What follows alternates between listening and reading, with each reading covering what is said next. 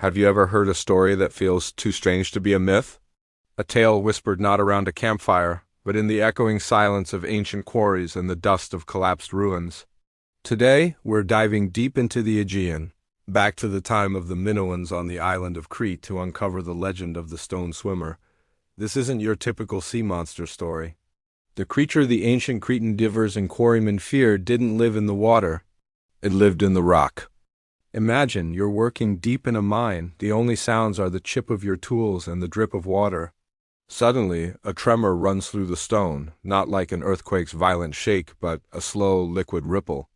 The solid wall before you begins to bulge outward, stretching like fabric, before a shape glides through it, leaving a perfectly smooth, warped passage in its wake. This was the terror of the stone swimmer.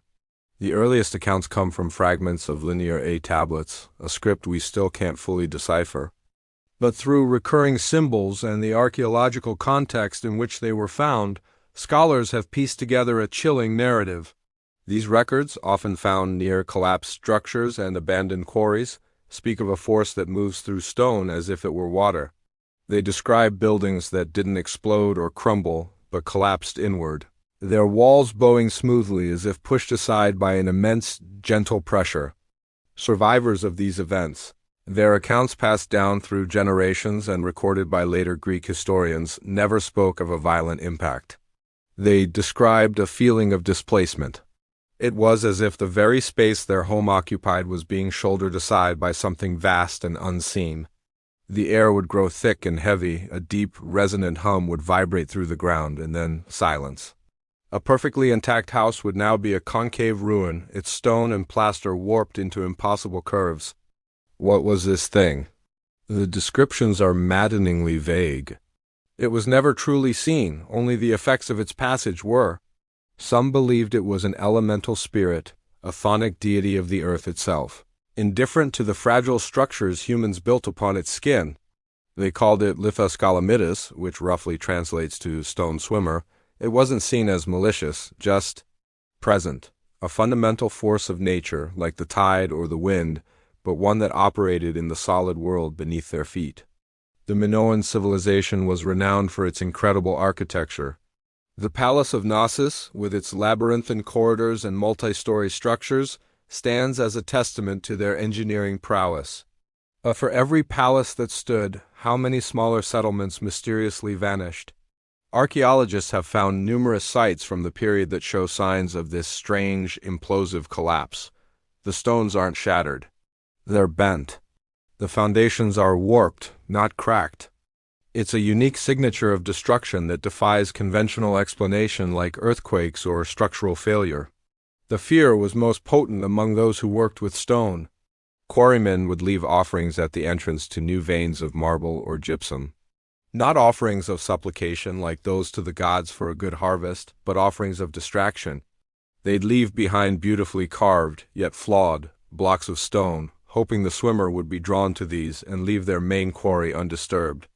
It was like leaving a toy for a giant, unseen child.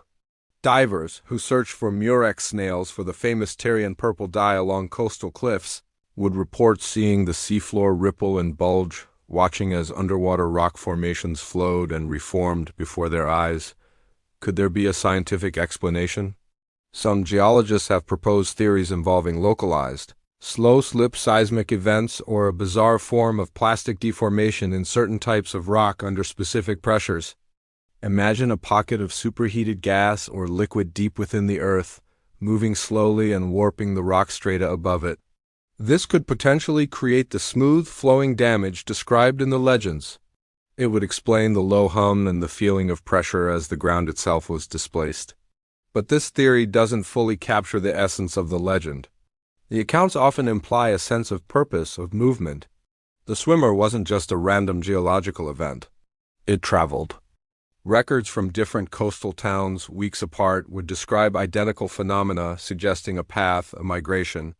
It seemed to favor the rich limestone and gypsum deposits that were prevalent on the island, the very materials the Minoans prized for their building projects. This leads to a more speculative idea. Was the stone swimmer a creature? Not of flesh and blood as we know it, but perhaps a silicon-based life form. Life on Earth is carbon-based, but scientists have long theorized that life could, under different conditions, evolve from silicon, the primary component of rock. A creature made of living stone, its metabolism incredibly slow, its life spanning millennia, perceiving the world on a timescale we can barely comprehend. To such a being, a stone wall might seem as flimsy as a curtain, and a human city as temporary as a sandcastle on the beach. This is where the story shifts from archaeology to something closer to cosmic horror. The idea of a life form so alien that it exists within the very ground we walk on, moving through our world by its own rules, is deeply unsettling. It wasn't a monster to be fought. It was a phenomenon to be avoided. You can't stab a geological event, you can't reason with a tectonic plate, and you certainly can't fight a creature that can swim through a mountain. The offerings left in the quarries, the flawed but beautiful stones, take on a new meaning in this light. It wasn't just a distraction. Perhaps it was a form of communication or even feeding. The Minoans were master artists. Maybe they understood that this entity was drawn to form, to structure. By carving a block of stone, they were infusing it with information, with a pattern. The swimmer, in its passage, would absorb this pattern, this complexity. The flawed offerings were a sacrifice, a piece of their art and effort given freely to appease the being in the rock. The decline of the Minoan civilization is often attributed to the eruption of Thera, a massive volcanic event that triggered tsunamis and climatic changes. But the legend of the stone swimmer offers a whisper of another possibility. What if, in their final centuries, the encounters became more frequent? What if the creature's migratory paths shifted, leading it directly through their major population centers? An entire city could be warped into ruin overnight, not with the fire and fury of a volcano, but with the silent, inexorable pressure of the earth itself turning against them. Today, the quarries of Crete are silent. The palaces stand as magnificent ruins.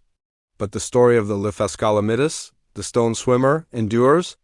It as a chilling reminder that there may be forces and forms of existence in our world that operate completely outside our understanding. We build our lives on what we believe to be solid ground, but the ancient Minoans knew a terrifying truth. Sometimes the solid ground isn't so solid after all. Sometimes something swims beneath the surface. So next time you walk through an ancient ruin or stand at the edge of a deep quarry, listen closely. You might just hear a low hum, a deep vibration from the heart of the stone, and you might wonder what's moving unseen just beneath your feet. Thanks for joining us on this journey into the unknown. If you enjoy exploring the strange and forgotten corners of history and legend, make sure to hit that subscribe button and ring the bell so you don't miss our next deep dive. Let us know in the comments what you think the stone swimmer could have been. Until next time, stay curious.